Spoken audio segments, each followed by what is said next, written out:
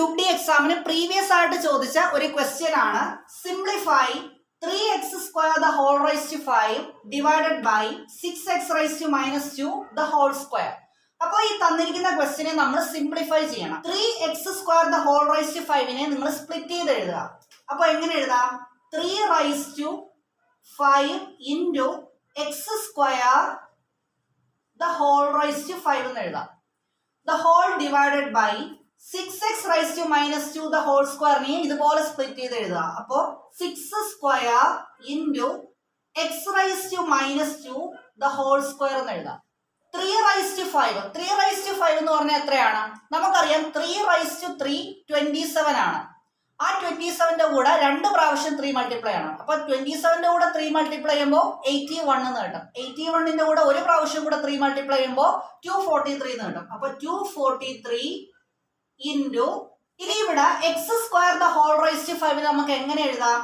x അതുപോലെ എഴുതിയിട്ട് ഇവിടുത്തെ 2ഉം 5ഉം എന്ത് ചെയ്യാം? മൾട്ടിപ്ലൈ ചെയ്ത് പവർ ആയിട്ട് എഴുതുക. അപ്പോ x raised to 10 the whole divided by 6² എത്രയാണ്? 36 ആണ്. 36 ഇൻറ്റു ഇവിടെ നോക്കാം x raised to -2 the whole square. ഇതിനെ എങ്ങനെ എഴുതാം?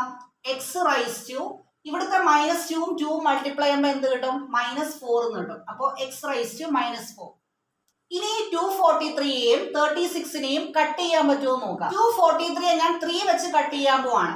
അപ്പോൾ ഇവിടെ നമുക്ക് 81 എന്ന് കിട്ടും.